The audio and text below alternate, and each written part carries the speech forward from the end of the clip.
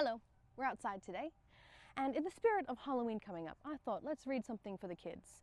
This book I'll read is Be Nice to Spiders by Margaret Bloy Graham. Be nice to spiders.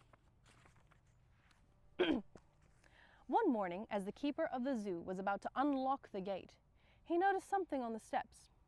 It was a matchbox with a note that read, "Please look after Helen.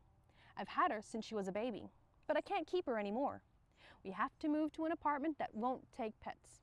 Thanks, Billy." The keeper opened the matchbox and out jumped Helen. "Great Scott," he said, "a spider!" He tried to catch her, but Helen was too fast for him. She had 8 legs and moved like lightning. Helen ran up a big maple tree. Then she quickly spun a long silk thread and lowered herself into the ventilator of the big building. It was the lion house. There was a big old lion in one cage and a mother lion and her cubs in another. There were lots of flies. They were buzzing in the lions' ears and crawling on their noses. The lions were annoyed, but Helen was delighted. She loved to eat flies. Right away, she set to work to catch them. She began by spinning a web with her silk thread. First, Helen spun the outside threads. Then she dropped straight down. Next, she spun lots of threads from the center to the outside. Then she spun a little spiral in the middle. Finally, she spun a big spiral. This part of the web was very sticky. When Helen had finished, she sat in the center and waited. One by one, the flies got caught in the sticky part of the web, and one by one, Helen ate them. A week went by. Helen kept catching and eating flies until there were no more flies in the lion house. She had caught and eaten them all. Now, the big old lion snoozed peacefully all day long, and the mother lion licked her cubs and purred, and Helen was fat and satisfied. Next, Helen moved to the elephant house. There were lots of flies there too, and the elephants don't like flies any better than the lions do.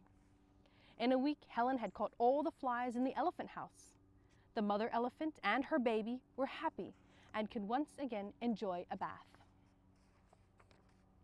Then Helen moved to the zebra house.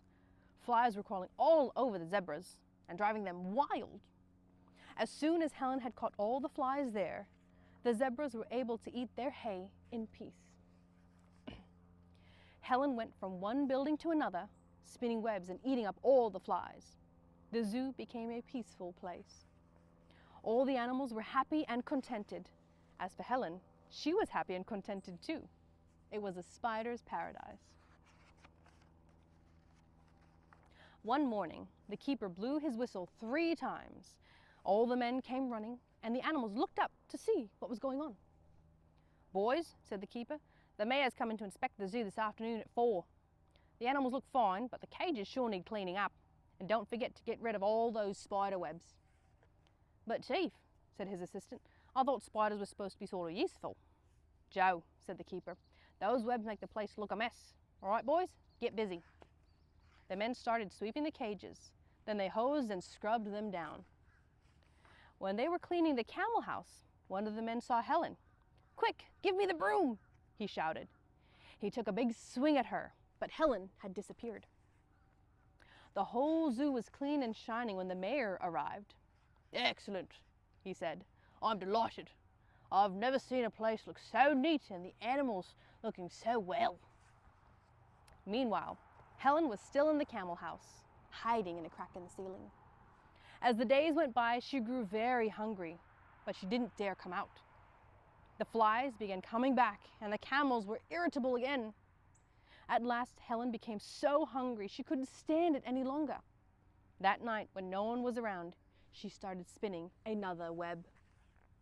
From then on, Helen stayed in the camel house catching flies, but she didn't dare go anywhere else, which was lucky for the camels. They were happy and contented again.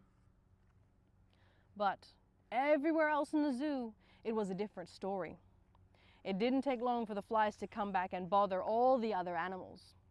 The keeper went from cage to cage. "Oh, I don't understand it, Joe," he said. "When the mayor was here, all the animals were in such good shape. Now look at them." "You're right, Chief," said Joe. "They sure look miserable." Their last stop was the camel house. "Why, the camels seem fine," said the keeper. "And there don't seem to be any flies in here," said Joe. They both looked around carefully. "Look, Chief," Joe shouted. "Now I know what's going on. See that spider up there? It's eating all the flies. That's why the camels look so good. Spiders are useful. That's what I tried to tell you the other day." "Oh, of course, Joe," said the keeper. "I should have known all along. Let's call the men." He blew his whistle and the men came running. "Boys," he said, "Joe's made a great discovery. Spiders are good for the zoo. They keep the flies from bothering the animals. They help us do our job. So from now on there's a new rule. Be nice to spiders." Soon the zoo became famous for its happy, healthy animals, and Helen was treated like a queen. One day, Helen's picture had appeared in the front page of the paper. The headline read, "Local Zoo named Best of the Year. 3 cheers for the spider," says the keeper. That evening, the father of the little boy who had left Helen at the zoo said, "Billy, look at this." "Hey, it's my spider," Billy shouted. "It's Helen." "Well, well," said his father. "Instead of the zoo taking care of Helen, Helen seems to be taking care of the zoo." The next morning, Billy ran to the zoo. "I'm Billy," he said to the keeper.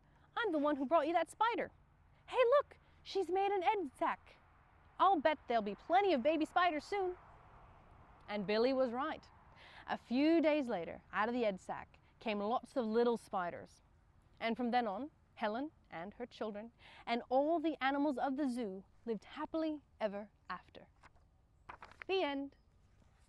That was Be Nice to Spiders by Margaret Bloy Graham.